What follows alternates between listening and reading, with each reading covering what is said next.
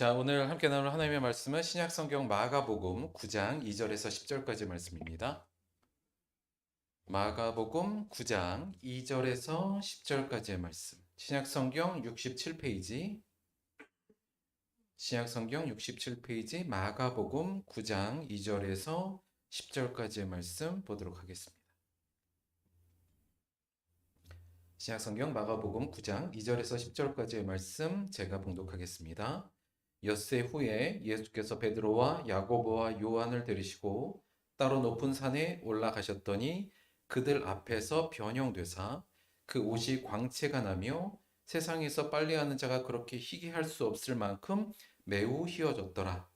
이에 엘리야가 모세와 함께 그들에게 나타나 예수와 더불어 말하거늘 베드로가 예수께 고하되 랍비야 우리가 여기 있는 것이 좋사오니 우리가 초막셋을 쥘때 하나는 주를 위하여 하나는 모세를 위하여 하나는 엘리야를 위하여 사이다 하니 이는 그들이 몹시 무서워하므로 그가 무슨 말을 할지 알지 못함이더라. 마침 구름이 와서 그들을 덮으며 구름 속에서 소리가 나되 이는 내 사랑하는 아들이니 너희는 그의 말을 들으라 하는지라. 문득 둘러보니 아무도 보이지 아니하고 오직 예수와 자기들 뿐이었더라. 그들이 산에서 내려올 때 예수께서 경고하시되 인자가 죽은 자 가운데서 살아날 때까지는 본 것을 아무에게도 이르지 말라 하시니 그들이 이 말씀을 마음에 두며 서로 문의하되 죽은 자 가운데서 살아나는 것이 무엇일까 하고 여기까지 말씀 보도록 하겠습니다. 오늘은 마가복음 9장 2절에서 10절까지의 말씀을 중심으로 해서 변화산상으로의 초대 이런 제목으로 하나님의 말씀 함께 나누도록 하겠습니다.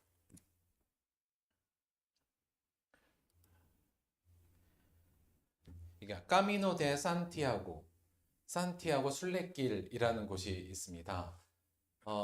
우리나라 분들도 요즘 여기 많이 가시는 것 같고요.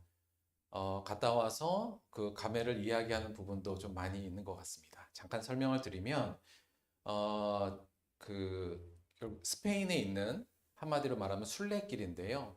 지금 보이는 지도에 보이는 요 루트, 여러 루트가 있는데 이게 가장 대표적인 루트라 그래요. 그래서 저 위에 프랑스 끝에서부터 시작해서 스페인 북부를 이렇게 가로질러 가는 총 한 800km 되는 길을 걸어가는 순례의 길입니다. 800km면요, 하루에 한 20에서 30km 정도 우리가 걷는다고 할 때 한 40일 이상 걸리는 거리예요. 많은 분들이 걸어보셨는지 정확히 모르겠습니다만 실제로 이러한 거리를 매일 쉬지 않고 걷는다는 건 정말 힘든 일입니다. 길은 뭐 이렇게 돼 있다고들 해요. 물론 저는 안 가봐서 물론 이런 길만 있는 거는 아닙니다만 굉장히 낭만적이고 되게 좋아 보이긴 하죠. 그러나 굉장히 힘든 길이고 완주율도 한 15%인가 그 정도밖에 안 되는 길이라고 해요. 많은 사람들이 이 순례의 길을 처음에 시작했지만 중간에 그만두는 사람도 많고 중간에 이제 아프고 그래서 그만두는 사람도 많습니다. 그런데 이 산티아고 순례의 길이 언제부터 시작됐냐면 대략 한 1000년, AD 1000년 정도요. 그때부터 아주 오래전부터 시작된 순례의 길이에요. 그래서 유럽에 있는 많은 사람들이 이 순례의 길을 다녔는데 여기 순례의 길이라는 말이 나온 것처럼 이게 신앙의 목적으로 사실은 걷는 길입니다. 그래서 당시 사람들은 신앙의 목적으로 이 순례의 길, 산티아고 순례의 길을 많이 걸었었고요. 근데 최근에 이게 매스컴을 타고 그러면서 많은 사람들이 순례의 목적 이외에도 때로는 자신의 삶에 어떤 큰 막힘이 있거나 아니면 삶의 새로운 길을 좀 찾아보고 싶거나 아니면 자신의 삶을 돌이켜 보거나 뭐 이런 목적으로 오시는 이 길을 걷는 분들도 꽤 많고요. 또 물론 뭐 좀 관광같이 오시는 분들도 있지만 여전히 신앙의 목적을 갖고 순례의 이 길을 고독하게 혼자 걸어서 이 800km를 걷는 분들이 굉장히 많습니다. 좀 갔다 오신 분들의 이야기를 들어보면 많은 경험들을 하는 것 같아요. 그러니까 때로는 뭐 개인의 새로운 삶에 대한 새로운 비전을 발견하기도 하고요. 근데 많은 분들이 신앙적 새로운 길들 또 새로운 체험들을 많이 하는 것 같습니다. 이 길을 오랫동안 혼자 걸으면서 많은 사색에 잠기고 자연과 또 굉장히 이게 하루 종일 걷는 게요. 이게 굉장히 뭐랄까요? 제가 사실 여기 정말 가고 싶어서 우리 교회 시작하기 전에 여기 가보고 싶어 꼭 가려고 그랬거든요. 근데 여유가 안 돼갖고 제가 여긴 못 가고 제주도 올레길 돌았는데 이게 아무 생각, 이게 하루 종일 거의 생각 없이 걷는다는 게 이게 굉장히 힘들기도 한데 본인을 성찰하는 좋은 기회도 되는 것 같습니다. 근데 많은 사람들이 내가 과거에 하나님을 알았지만 모르고 살았던 사람들이 이 길을 걸으면서 다시 하나님을 만나기도 하고요. 신에 대해서 아무런 생각이 없던 사람도 이 길을 걸으면서 신의 흔적을 발견하고도 한다고들 많이 그래요. 그래서 여전히 오늘날도 신앙적 영감을 주는 좋은 길로 사람들에게 알려지고 있고 많은 사람들이 그렇게 걷고 있는 것 같습니다. 저도 나중에 꼭 한번 가고 싶다는 말씀을 드리고요. 근데 이 산티아고 이 순례길이 결국은 어느 곳으로 향하는 거잖아요. 그러니까 이 순례길의 종착역이 어디냐면 종착점이 어디냐면 바로 이곳입니다. 순례길이 여러 가지가 있는데요. 결국 이 모든 순례길의 종착점은 이곳이에요. 그 산티아고 대 콤포스텔라 대성당이라고 이름하는 이 성당까지 가는 게 이 순례길의 목적입니다. 그러니까 많은 사람들이 결국은 이 성당에 가기 위해서 이 성당을 종착지로 삼고 순례의 길을 걷는다고 보시면 되고 모든 길은 이 대성당을 향하여 안내되어 있습니다. 그러면 이 대성당을 왜 향해 가는 걸까?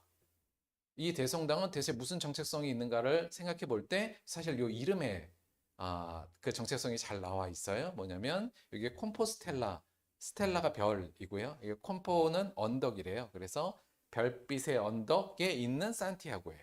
산티아고 이거 뭘까요? 우리 산타클로스 할 때 앞에 잠깐 공부했었잖아요. 이 산트 뭐라고요? 요거? 세인트.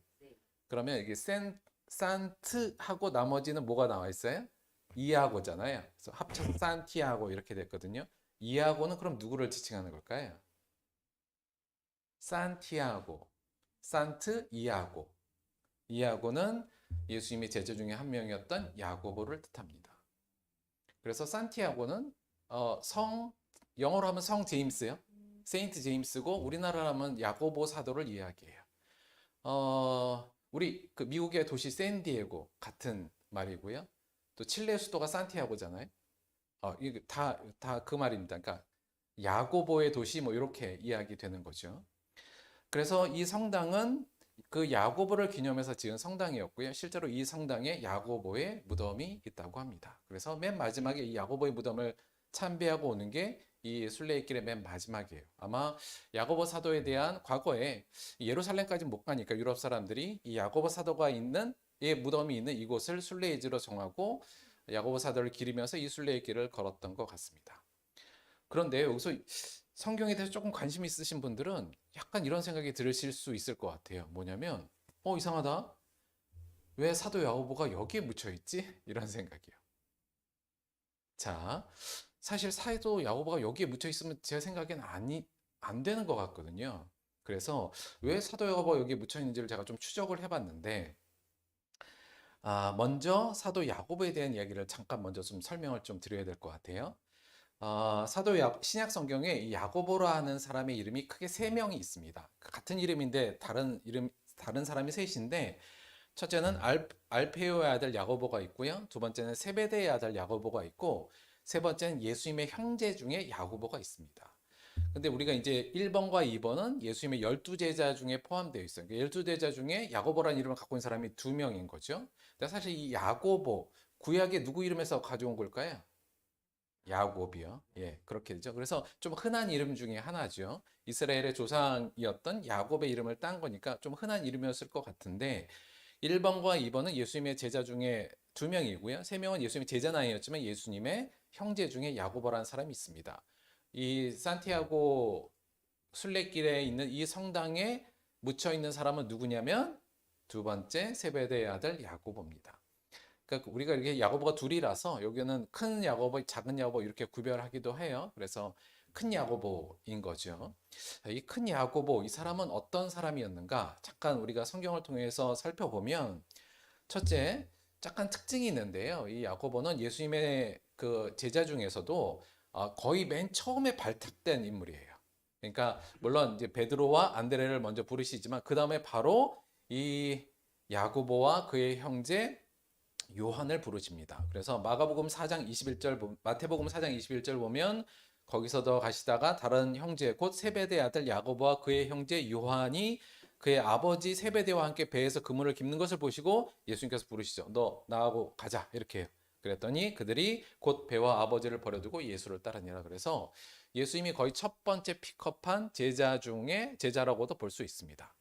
특히나 야고보의 특징은 뭐냐면 사실 성경에서 야고보는 굉장히 예수님과 친했던, 더 나아가서 그의 수제자가 물론 베드로이긴 합니다만 베드로와 버금갈 만큼 예수님에게 신뢰를 받았던 인물로 소개되고 있습니다. 특별히 어떤 경우에 있냐면 이 야이로의 딸을 살릴 때 예수님께서 딱 3명만 데리고 그 방으로 들어가시거든요. 그때 갔던 사람이 베드로, 야고보, 요한입니다. 아울러서 변화산상, 오늘 우리가 본문 말씀에도 예수님께서 3명만 데리고 가는데 그 중에도 베드로, 야고보, 요한이고요. 우리가 예수님이 겟세마네 기도하러 가실 때 같이 데려가는 사람도 베드로, 야고보, 요한입니다. 그러니까 이 베드로, 야고보, 요한 이 세 사람이 거의 예수님의 거의 뭐랄까요? 이게 제자 중에서도 특별히 가까웠던 제자 중에 한 명이었고 야고보는 그 중에서 굉장히 야고보 또한 그 중에서도 아마 베드로 거의 다음이지 않았을까 싶을 만큼 중요한 인물이었고 예수님의 지근거리에서 예수님을 수행했던 제자 중에 한 명입니다. 물론 그래서 이 야고보와 요한이 워낙 예수님께 그 사랑을 많이 받으니까 우리 그 일화 아시죠? 그의 어머니가 와갖고 예수님 나중에 왕 되실 때 내 아들 중에 하나는 좌측 우측 그 두 형제예요. 그래서 그 인물이기도 해요. 그런데 실제로 이 복음서 안에는 이 야고보의 얘기가 굉장히 많은데 실제 예수님이 십자가에 달리시고 부활하시고 하늘로 올라가신 이후에 교회의 시대가 되었을 땐 야고보의 얘기가 거의 없습니다. 베드로도 이야기가 많이 있고요. 그 다음에 요한도 활약한 이야기가 많지 않습니까? 베드로도 사도행전 보면 많은 활약의 이야기가 있고 베드로 전후서도 썼고요. 요한 사도도 이 셋 중에 하나인 그 형제인 한 명 요한도 요한복음, 요한 1, 2, 3서도 쓰고 그 선교의 행적이 있는데 이 야고보는 거의 행적이 없어요.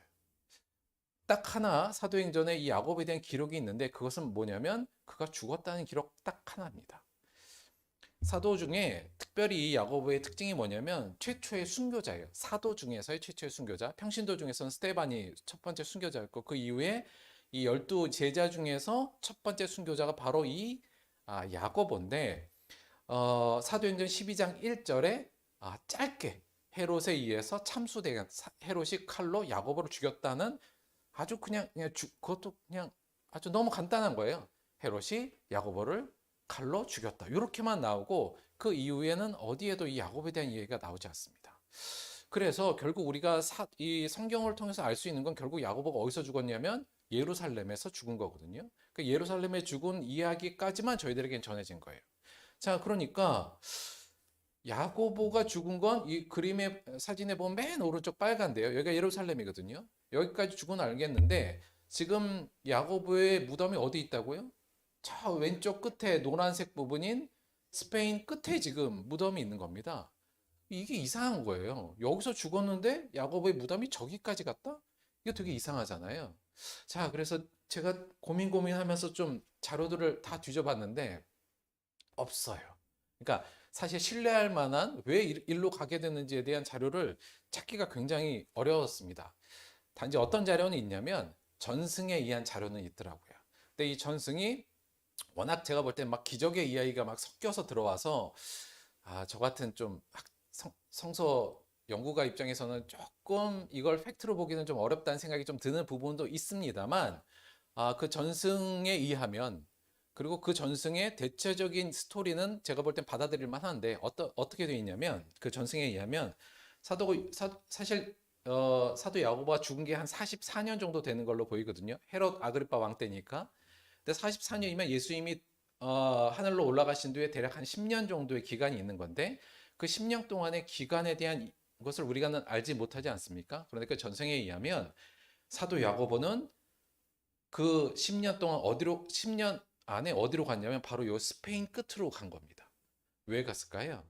선교하러 간 거예요. 그런데 그러니까 실제로 이렇게 쭉 해갖고 물론 배를 타고 갔을 것 같고요. 근데 뭐 요 루트는 아닐 겁니다. 뭐 배도 수없이 갈아타고 갔겠죠. 그러니까 정말 어려운 길이긴 한데 이 끝으로 가서 여기서 선교를 했답니다. 전승에 의하면. 근데 제대로 잘 안 된 것 같아요. 사실 생각해 보면 그렇죠. 이 정말 저 먼 스페인까지 가서 그 낯선 땅에 가서 예수를 전파한다는 게 쉽진 않았거든요. 바울만 하더라도 여기를 정말 가고 싶어 했습니다. 그런데 바울 같은 경우는 점차 소아시아까지 선교하고 유럽으로 넘어가고 로마까지 간 후에 나중에 로마 교회 지원을 받아서 나도 저 스페인까지 가고 싶어 이 얘기를 하긴 하거든요. 근데 그냥 이 야고보는 초창기에 여기까지 그냥 가버린 거예요. 그런데 어려워서 잘 안 됐다가 그래서 다시 예루살렘으로 돌아옵니다. 돌아와서 거기서 헤롯 왕이 당시 기독교인을 박해할 시에 이게 본보기로 그의 칼에 죽습니다. 거의 참수당했다는 걸로 정확히 기록이 거의 알려져 있어요. 그러니까 실제 야고보는 열심히 하나님을 위해 선교하려고는 했으나 스페인에 갔다가 잘 안 돼서 돌아왔는데 돌아와서 바로 참수를 당한 게 야고보의 어찌 보면 삶이었던 거죠. 자, 그럼 여기서 또다시 문제가 생긴 거예요. 아니, 참수까지 당한 건 알겠는데 야고보의 시신이 왜 다시 저기에 묻혔는가죠? 이것도 이제 전승을 따라가 보니 이런 전승이 있습니다. 뭐냐면 죽은 후에 사도 야고보가 죽은 후에 그의 제자였던 사람들이 야고보의 시체를 갖고 스페인까지 갔답니다. 그리고 거기에 묻었다는 전승이 있어요. 자, 어디까지 우리가 정확하게 이걸 팩트로 이해할지는 사실 조금 그렇습니다만 전체적으로 다양한 이야기를 다 빼고라도 그 이야기는 어느 정도 신빙성은 좀 있는 것 같습니다. 그럼 여기서 저희들이 뭘 생각해 보야 되냐면 대체 왜 그의 제자들은 야고보의 시신을 가지고 참수당한 특히 시신을 가지고 저 먼 스페인 저 끝까지 갔을까? 이 부분이죠.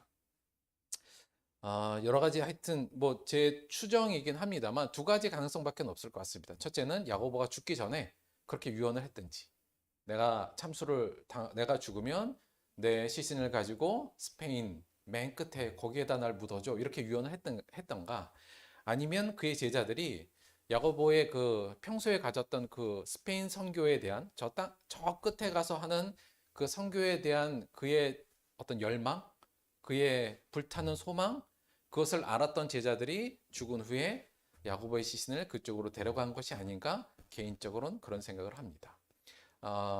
뭐 부정확한 역사적 자료라 어떻게 설명할 수 있을지 모르겠습니다만 한 가지 분명한 건 결국 이 야고보의 시신이 자기의 고향인 예루살렘에 묻힌 게 아니라 저 이방 땅, 저 먼 곳에 그의 시신이 묻혔다는 건 그가 살아 생전에 정말 저 땅을 향한 갈급함, 그리고 그거에 대한 불타는 소망, 그 땅에 가서 하나님 예수 그리스도를 전하고 싶다는 그의 소망만은 그의 삶 속에 있었을 때 불탔던 것만은 명확한 게 아닌가. 그래서 결국 그 소망이 그의 제자들을 움직였던 그가 유언을 했던 간에 자신의 고향이 아닌 그곳, 물론 실패를 하고 별 성과는 얻지 못했지만 그곳에 현재 묻혀 있는 게 아닌가 그런 생각을 갖습니다. 저는 좀 그런 생각은 좀 들었어요. 뭐냐면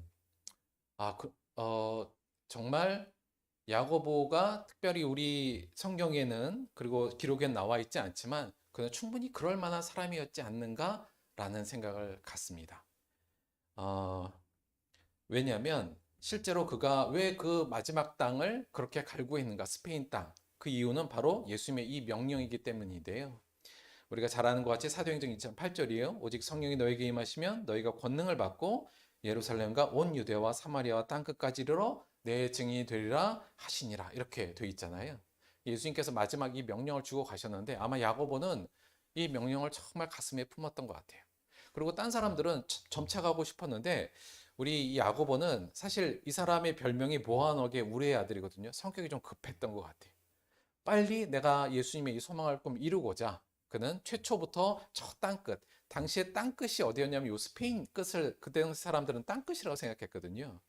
아마 야고보는 예수님의 이 명령, 예수님의 이 소망을 빨리 이루고 싶은 그 열정에 처음부터 그곳으로 갔고 그것에 대한 불타는 열정이 결국은 그가 살아생전에 이루지 못했지만 그를 죽어서라도 그곳으로 가게 만든 원동력이 아닌가 싶습니다. 재밌는 건 사실은 사도 야고보가 여기서 성공하지 못했잖아요. 그런데 그는 오히려 죽어서 오늘날까지 많은 사람들에게 하나님을 이끄는 하나의 이정표 역할을 지금 하고 있다는 거죠. 살아서는 예수의 삶을 살지 못했지만 오히려 죽어서 예수의 삶을 살아내고 있는 야고보의 모습이라는 게 아이러니하지만 참 멋지지 않나 이런 생각을 갖습니다. 사실 예수님의 명령을 치열하게 살아내려고 노력한 사람들을 우리는 예수님의 제자 이렇게 부릅니다. 우리가 그 송구영심회 때 저희가 말씀드린 거예요. 우리 올 한 해를 좀 살아내자 이런 말씀을 드렸잖아요. 정말 예수님의 제자들은 하나같이 예수님의 명령, 그분의 뜻 혹은 그의 소망을 정말 이루고자 치열하게 살아냈던 사람들이었습니다. 우리가 봤던 방금 우리가 잠깐 조명했던 야고보도 그랬고요. 베드로도 마찬가지고 그의 형제 요한도 마찬가지였고요. 우리의 사도 중에 대표인 바울 또한 그러한 삶을 살았습니다. 저는 야고보도 여기에 뒤지지 않았을 거라는 생각을 드는데요. 한 걸음 더 나가서 이 얘기를 좀 오늘은 더 해보고 싶은 거예요. 뭐냐면 과연 이 사도들이 특히 야고보를 통해서 보고 싶은 건데요. 치열하게 주님의 뜻을 살아내 이 제자들을 그렇게 살게 만든 원동력은 무엇이었을까? 우리는 사실 그냥 내 삶 살기도 바쁜데 이들은 내 삶이 아니라 주님의 삶, 예수님의 삶을 살아내려고 그렇게 치열하게 그들이 삶을 살 수 있게 만들었던 그 원동력이 무엇인가? 그 부분이 궁금한 겁니다.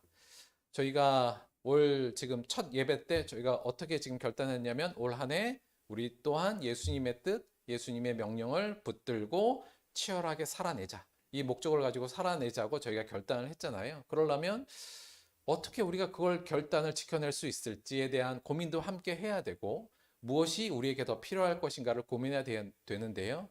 오늘 이 야고보를 통해서 그 원동력을 좀 찾아보려고 합니다. 사실은 근데 조금 막막한 게요. 베드로나 요한나 바울 같은 경우는 자기가 쓴 책도 있고, 그러니까 서신들도 있고, 그래서 그들을 좀 잘 볼 수 있는데 그들의 생각도 좀 알 수 있고요. 말씀드린 것 같이 야고보는 아무런 자료가 없어요. 그래서 대체 오늘의 주인공인 야고보는 대체 왜 이렇게 예수님에 대한 치열한 삶을 살아내려고 노력했는가의 원동력을 찾기가 쉽진 않았는데 오늘 저는 야고보의 이 사건을 통해서 한번 찾아보려고 합니다. 바로 변화산상의 사건이라는 사건이에요. 제가 다시 한번 이 부분을 설명을 드릴게요.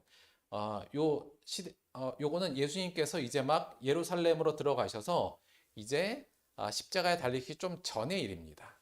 예수님께서 내가 곧 3일 후에 죽고 부활할 것이라는 죽음과 부활의 예고를 하고 바로 이어지는 사건이었는데요. 2절부터 볼게요. 엿새 후에 예수께서 베드로와 야고보와 요한을 데리시고 셋을 데리고 따로 높은 산에 올라가십니다. 아마 예수님께서 늘 하셨던 것 같이 기도하러 가셨던 것 같고요. 아마 새벽 아니면 밤이었던 것 같아요. 그런데 거기서 놀라운 일이 벌어집니다. 뭐냐면 그들 앞에 예수님이 변화된 거예요. 변형된 겁니다. 어떻게 변형됐냐면 3절 그 옷이 광채가 나며 세상에서 빨래하는 자가 그렇게 희게 할 수 없을 만큼 매우 희어졌더라.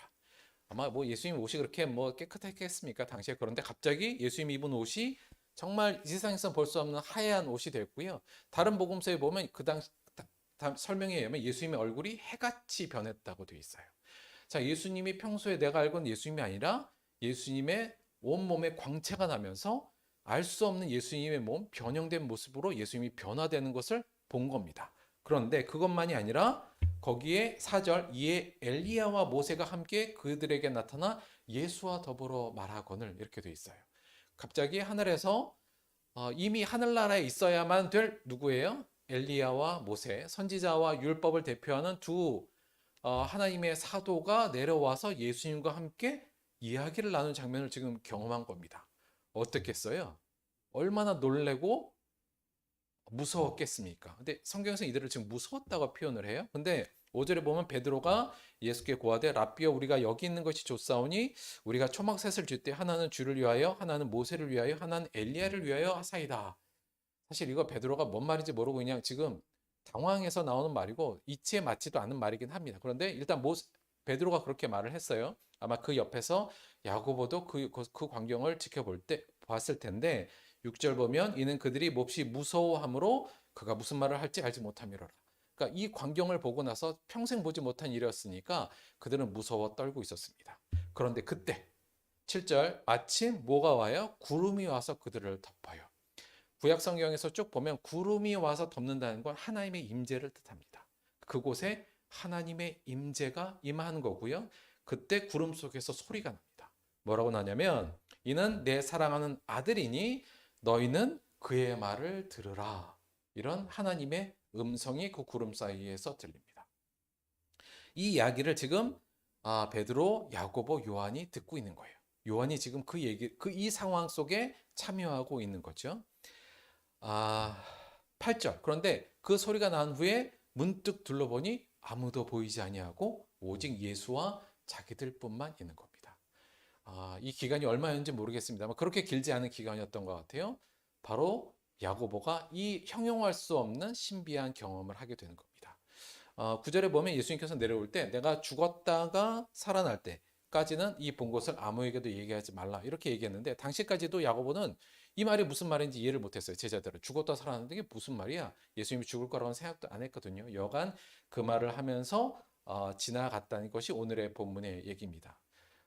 제가 볼 때는 야고보는 예수님이 죽었다가 다시 부활한 이후에 돼서야 아마 자기가 경험했던 이 사건의 의미를 제대로 알지 않았을까? 당시에는 어안이 벙벙했을 것 같아요. 그런데 예수님이 부활하신 이후 그 예수님을 만나고 예수님이 하늘로 올라가셨을 때 그 이후에 사도 야고보는 바로 자신이 경험했던 이 경험을 통해서 큰 변화가 있었을 거라고 생각됩니다.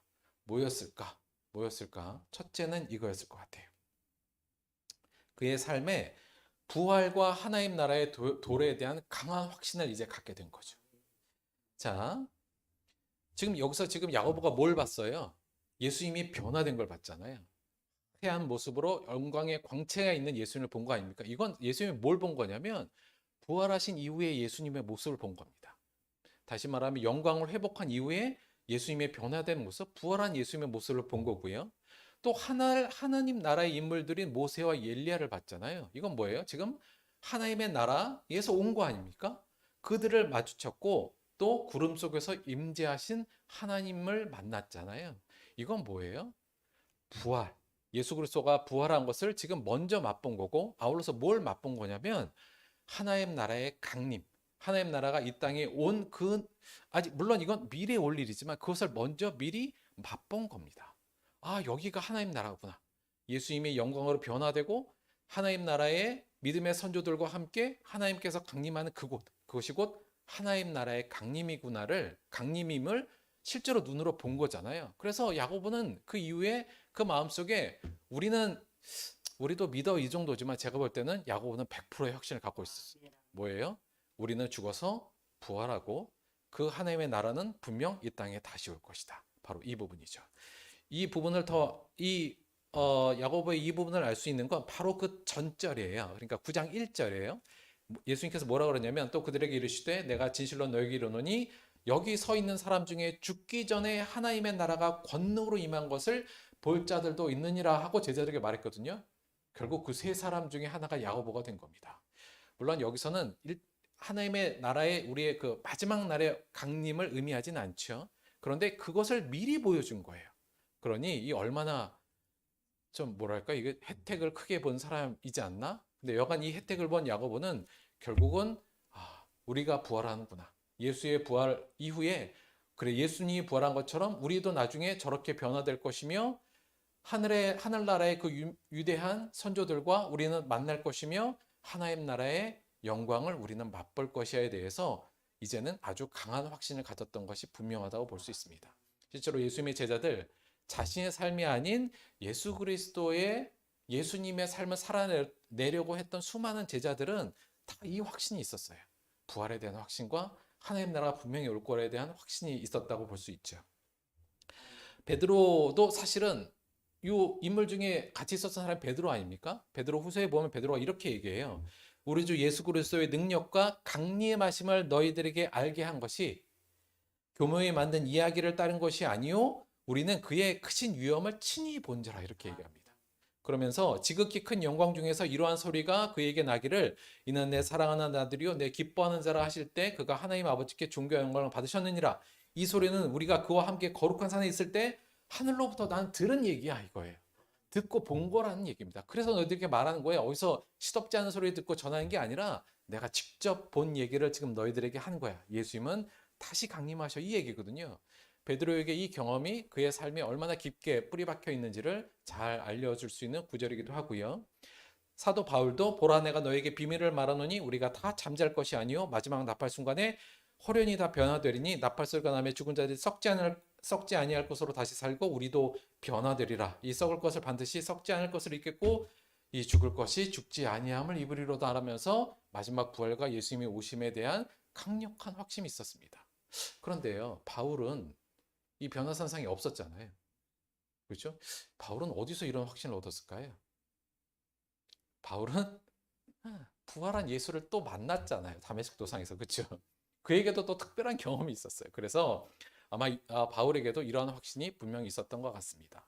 명확한 건 이 확신, 우리는 부활할 것이며 하나님 나라가 분명히 이 땅에 다시 오실 것이고 우리는 그 영광에 참여할 것이라는 확신이 그들을 이 땅을 살 때 내 삶이 아닌 주님을 살아내게 만들었던 분명한 원동력 중에 하나였다고 우리는 볼 수 있다는 겁니다. 두 번째, 그들에게 그 원동력은 무엇이었을까? 저는 나는 예수님의 소유라는 강력한 자의식이 생겼다고 봅니다.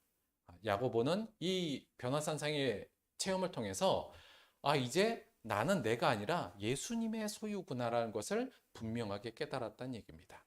오늘 말씀 중에 야고보는 보기도 하였지만 듣기도 했잖아요. 근데 그 들은 얘기가 이거예요. 7절 마침 구름이 와서 그들을 덮음에 구름 속에서 소리가 나되 이는 내 사랑하는 아들이니 너희는 지금 하나님께서 말해요. 너희는 세 명 너희는 그의 말을 들으라. 이 얘기를 들은 겁니다. 자, 여기 있는 예수는 내 아들이니 너희는 그의 말을 들으라. 귀로만 들으라는 얘기가 아니고 뭐예요? 그의 말에 순종하라는 하나님의 말씀이잖아요. 이건 결국 뭐예요? 너희는 예수의 종이 되라는 얘기입니다. 그렇죠? 그의 말을 듣고 순종한 자가 종이거든요. 그리고 너희가 예수의 종이 되라는 말은 뭐예요? 결국 너희는 예수의 소유된 자라는 의미이고요. 또 하나, 그러기 때문에 내 삶은 내 삶이 아니라 곧 네 삶은 곧 예수의 삶이 되어야 된다는 것을 야고보는 이 체험을 통해서 나중에 분명하게 깨닫게 되었다고 봅니다. 사실 우리가 하나님의 목적을 가지고 이 땅을 살아남에 있어서는 이 의식이 굉장히 중요해요. 뭐예요? 나는 예수님에 속한 사람이다. 우리가 평소에 이런 얘기 하잖아요. 나의 주님 이런 얘기 많이 하죠. 근데 이게 나의 주님이잖아요. 그러니까 나의 소유격으로 주님이 들어가요. 물론 그런 우리가 내 소유로 주님을 이야기한 건 아닙니다만 저는 주의 나로 나를 좀 생각하는 게 더 편하지 않을까? 더 좋지 않을까 하는 생각이 들어요. 주님에게 속한 나. 이런 자의식이 있어야 우리가 제대로 그리스도인의 삶을 살 수 있거든요. 많은 제자들이 그리고 예수님을 따랐던 수많은 제자들, 예수님을 자기의 삶을 예수로 살았던 자들은 다 이런 자의식이 있었습니다. 로마서에 바울이 이렇게 얘기해요. 우리 중에 누구든지 자기를 위하여 사는 자가 없고 자기를 위하여 죽는 자도 없도다. 우리가 살아도 주를 위하여 살고 죽어도 주를 위하여 죽나니 그러므로 사나 죽으나 우리가 주의 것이로다. 우리는 다 주의 거야. 주의 소유야. 따라서 우리의 삶은 내 삶이 아니야. 이건 우리가 예수의 삶을 이젠 사는 거지. 이 얘기거든요. 정말 예수의 삶을 살았던 사람들이 가슴에 품고 있었던 중요한 자의식 뭐예요? 나는 내게 아니라 주님의 것, 예수님의 것이라는 예수님의 소유라는 자각이 이들에게는 공통적으로 있었다고 볼 수 있습니다. 베드로전서 2장 9절에도 베드로가 이렇게 얘기하죠. 그러나 너희는 택하신 족속이요 왕 같은 제사장들이요 거룩한 나라요 그의 소유된 백성이니 이렇게 얘기해요. 그래서 그의 소유된 백성이니까 뭘 해야 돼요? 맨 마지막에 아름다운 덕을 선포하려 하심이니라. 그의 백성이니 우리의 앞으로의 삶은 그의 기이한 빛에 들어가신 이의 아름다운 덕을 선포하는 것이 우리의 삶의 목적이야 이렇게 얘기하죠. 우리가 잘 알다시피 사도 바울의 유명한 고백 내가 그리스도와 함께 십자가에 못 박혔나니 그런즉 이제는 내가 사는 것이 아니요 오직 내 안에 그리스도가 사는 것이다. 내 삶은 이제는 없고 내 안에 그리스도가 내가 사는 건 꼭 그리스도가 사는 거야. 이 의식 나는 예수님에게 소유된 사람이야. 더 이상 내 것이 아니야. 이 삶은 내 삶이 아니라 예수님 거야. 이런 분명한 자의식이 있었다고 볼 수 있습니다. 야고보는 아마 이 변화산상의 경험을 통해 이것도 분명히 얻었던 것 같아요. 그래, 나의 삶은 내 게 아니지 곧 예수의 것이지. 나는 예수의 소유된 사람이야. 이 의식이 있을 때 그는 그 안에서 그의 심정에는 예수를 위한 삶, 예수의 삶을 살아내는 그에 대한 그 어떤 열정이 불탔다, 이렇게 이야기할 수 있을 것 같습니다. 정리를 하면 치열하게 내 삶이 아닌 예수의 삶을 살아낸 제자들은, 특히 야고보는 공통적으로 무슨 특징이 있었다고요? 부활과 하나님 나라의 도래에 대한 강한 확신이 있었고요. 나는 예수님의 소유라는 강한 자의식을 갖고 있었다. 올 한 해 우리 또한 이렇게 결단했지 않습니까? 올 한 해 내 삶을 사는 게 아니고요. 나는 올 한 해 예수의 삶을 살아낼게요. 이렇게 우리가 결단했다면 따라서 우리는 두 가지를 좀 회복해야 될 것 같아요. 두 가지를 더 강화해야 될 것 같아요. 뭐냐면 부활과 하나님 나라에 대한 강한 확신, 그리고 나는 하나님께 소유된 자라는 이 자의식을 갖는 게 따라서 매우 중요하다, 이렇게 얘기할 수 있을 것 같습니다. 그런데요, 저는 약간 이런 생각이 좀 들었어요. 뭐냐면 여러분도 그런 생각이 들지 않습니까? 아니 그러면 베드로, 야고보처럼 저도 그렇게 보여주면 좋잖아요. 그렇잖아요. 우리는 그걸 안 받잖아요. 우리한테 보여주면 우리도 얼마나 이런 막 자아식도 생기고 정말 부활을 확신하고 이럴 텐데, 하나님 우리는 못 보지 않았습니까? 왜 우리한테는 안 보여줘요? 약간 그런 생각을 좀 섭섭하고, 근데 정말 전 원하기는 주님 우리 성도들과 저에게도 이러한 체험을 주옵소서, 이런 기도는 늘 하는데요. 현실적으로는 이런 일이 잘 일어나진 않아요. 이 경험을 실제로 한 사람은 역사적으로 딱 이 세 사람밖에 없는 거지 않습니까? 그런데 이 말씀을 오늘 좀 드리고 싶어요. 뭐냐면 수많은 사람들이, 실제로 이 경험을 실제로 한 사람들은 역사적으로는 3명인데, 수많은 예수님을 따르던 많은 사람들은 또한 이 체험이 없었음에도 불구하고 그들에게는 확실한 부활에 대한 소망이 있었고 하나님의 소유라는 자의식 또한 있었던 것도 많이 찾아볼 수 있었습니다. 왜 그랬을까를 생각해 볼 때 저는 이 부분을 오늘 마지막으로 좀 생각을 해보고 싶은데요. 여러분, 오늘 우리가 성경을 볼 때 성경을 하나님이 우리에게 주신 계시의 말씀이라고 우리는 믿잖아요. 오늘 우리에게 주신 이 본문의 말씀은 하나님께서 오늘 우리에게 주시는 말씀이라고 저희들이 마음으로 믿고 지금 듣는 거 아닙니까? 그 의미가 뭐냐면 오늘 우리에게 주신 말씀은 하나님께서 오늘 그 말씀으로 우리를 지금 초대하고 있다는 의미입니다. 자, 말씀을 읽을 때, 그러니까 우리가 정말 하나님의 말씀을 계시로 받아들고 읽을 때 이 자세를 취하는 게 정말 중요한데요. 뭐냐면 이런 사람이 있어요. 오늘 이 변화산상의 이야기를 저희가 읽지 않았습니까? 성경을 통해서. 이 얘기는 누구였냐면 오늘은 야고보의 이야기로 들었어요. 야고보의 이야기로. 어떤 사람들이 이제 이 이야기를, 오늘 본문 말씀을 보고는 이렇게 봅니다. 눈으로 보고 그렇구나. 베드로와 야고보와 요한이 변화상생에서 예수님이 변화된 모습을 받고 저러한 신비 체험을 했구나, 이렇게 바라보고 이해하는 사람이 있습니다. 성경을 볼 때. 뭐 틀린 건 아닙니다만 거의 3자의 입장에서 이 말씀을 보는 거죠. 그런데 정말 이 말씀을 하나님의 계시로 받고 듣는 사람들은 말씀을 좀 다르게 봅니다. 어떻게 보냐면 여기서 보는 게 아니라 이 속으로 들어가는 거예요. 이 사건 속으로 들어가는 겁니다. 그래서 야고보 옆에 앉는 겁니다. 그리고 예수님께서 그날은 야고보와 요한과 베드로를 데리고 가셨지만 오늘 이 순간에 예수님께서 내 손을 잡고 변화산상으로 이끌으셨다고 보는 겁니다. 그리고 그곳에서 우리가 뭘 본 거예요, 지금? 그러면 예수님의 변화된 모습과 그 당시에 벌어졌던 이 놀라운 신비로운 사건을 성경을 통해서 예수님께서 오늘 우리에게 보여주시는 거라고 믿는 겁니다. 예수님의 많은 제자들이 실제로 이것을 보진 않았지만 그들은 성경을 통해서 이걸 계시로 받고 이 말씀을 들을 때 그 속으로 들어간 거예요. 그래서 마치 내가 그곳에 있는 것처럼 눈앞에서 예수님이 변화되고 그곳에서 엘리야와 모세를 만나고 그때 구름 속에서 들렸던 그 음성, 이는 내 사랑하는 아들이니 그의 말을 믿으라, 그의 말을 따르라, 그의 말을 들으라, 이 말을 자기의 말로 듣는 겁니다. 수많은 사람들이 그 계시의 말씀을 통해서 그렇게 듣고 실제로 그들이 직접적으로 변화산상의 이 놀라운 체험을 성경을 통해서 체험하게 되는 거죠. 물론 실제로 봤던 3명보다는 좀 덜 할 수밖에 없겠죠. 그러나 그들은 성경을 통해서 훨씬 더 생생하게, 어쩌면 더 강렬하게 수많은 사람들이 그 신비를 경험했고, 그 신비를 통해서 그들은 부활을 확신하게 됐고, 하나님 나라의 도래를 확신하게 됐으며, 우리는 예수님의 소유라는 것을 마음속으로 굳게 믿었던 수많은 사람들은 이 체험을 하지 않고도, 성경을 통한 이 체험을 통해서도 그런 훌륭한 삶을 살았던 것을 우리는 역사를 통해서 많이 볼 수 있습니다. 오늘 하나님께서는 우리에게 변화산상으로 우리를 부르신 거예요. 초대하신 겁니다. 야고보의 자리 옆에 우리를 앉히신 겁니다. 뭘 보라고요? 예수님의 변화된 모습과 하늘나라의 놀라운 위엄을 직접 보라고요. 무엇을 들으라고요? 예수님의 말씀을 들으라는 그 소리를 들으라고 오늘 저희에게 이 말씀을 주신 겁니다.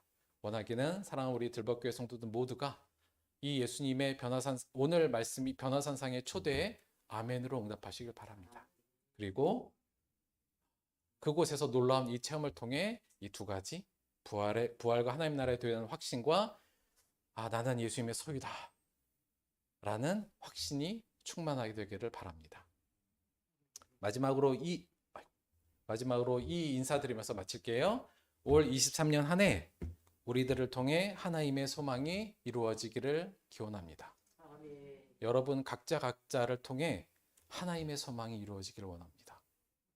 물론 새해 들어서 여러분의 소망도 이루어졌으면 좋겠습니다. 그러나 우리가 예수의 삶을 살아내고자 결단한 사람들에게는 올 한 해를 내 삶이 아니라 예수를 살아내는 삶을 살겠다고 결단한 이들에게는 이 말이 훨씬 더 어울리는 것 같습니다.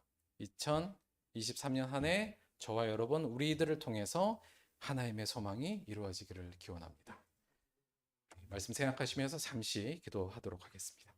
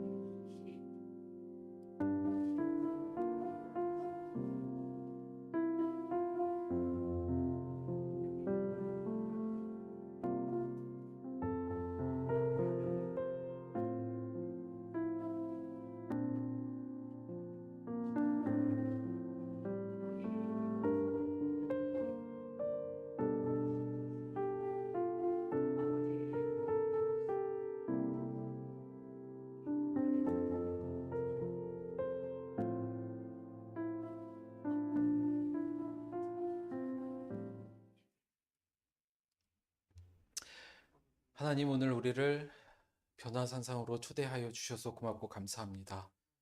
오늘 말씀을 통해 우리는 예수님의 변화된 모습을 보았고 놀라운 하늘나라의 영광을 체험했으며 하나님의 음성을 들었습니다.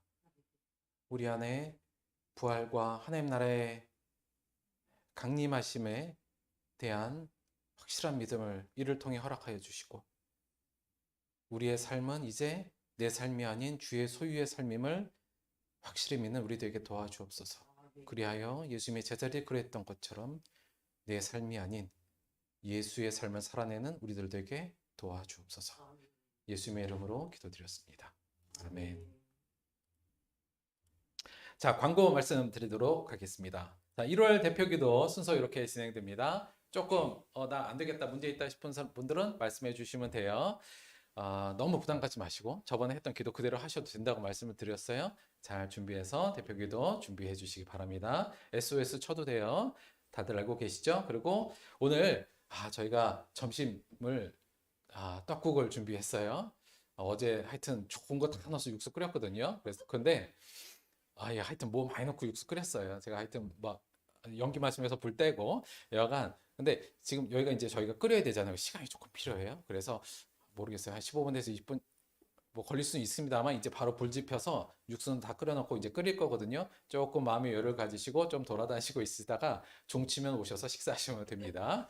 자, 그리고 남해에서 그 예전에 저희 모천교회 성도님 중에 한 분 정인표 성도님께서 남해의 명물 시금치를 저희에게 보내주셨어요. 식구들끼리 나눠 먹으러 보내주셔서 오늘 한 팩씩 드릴 테니까 아마 겨울 이 시금치 정말 맛있을 겁니다. 농사도 잘 지으시고 하셨을 테니까 요거 가져가셔서 맛있게 드시면 좋고요. 제가 어제 감사하는 사람들 이야기할 때 제가 우리 애령이를 빼뜨렸네요.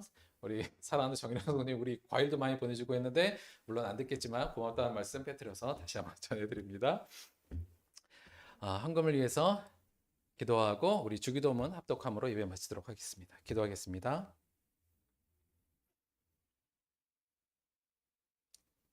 주님 오늘같이 영광스러운 자리에 저희를 불러주셔서 고맙고 감사합니다. 저희들이 연약하여서 우리 믿음이 연약하고 또 우리 체험이 부족하여서 이것이 중요하다는 건 알고 있습니다만 남의 얘기처럼 들었습니다만 오늘 주께서 주신 초대에 응하며 우리가 보고 들은 것을 마음에 새기는 시간 될 수 있도록 인도하여 주옵소서. 우리는 분명 부활할 겁니다. 우리는 분명 하나님 나라의 영광을 맞이할 것입니다. 우리는 분명 예수님의 소유된 백성임을 믿습니다. 이 믿음 가지고 하루하루 주님을 살아내게 도와주옵소서. 주신 은혜 감사하여 귀한 예물로 주께 나왔습니다. 하나님의 자비하심과 하나님의 진리가 온 세상에 이를 통해 전파되게 하시고 드린 손길마다 축복하여 주셔서 올 한 해 하나님에 대한 소망으로 가득할 수 있도록 도와주옵소서. 감사드리며 예수님의 이름으로 기도드렸습니다. 아멘. 다 같이 주기도문 합독하겠습니다. 하늘에 계신 우리 아버지여, 이름이 거룩히 여김을 받으시오며 나라가 임하시오며 뜻이 하늘에서 이루어진 것 같이 땅에서도 이루어지이다. 오늘 우리에게 일용할 양식을 주시옵고 우리가 우리에게 죄진 자를 사하여 준 것 같이 우리 죄를 사하여 주시옵고 우리를 시험에 들게 하지 마시옵고 다만 악에서 구하시옵소서. 나라와 권세와 영광이 아버지께 영원히 있사옵나이다. 아멘.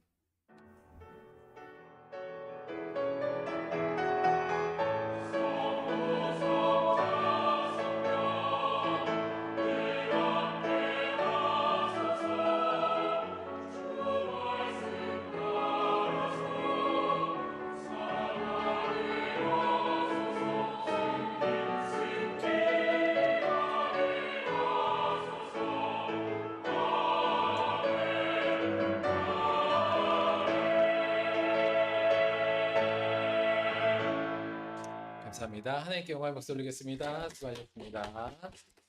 저 여기 아궁이 불 뗄 거거든요. 아이들은 너무 가까이 가지 마시고 나중에 요거 불 다 끝내고 그걸로 마시멜로도 구워 먹을 거예요. 조금 기다리시기 바랍니다. 우리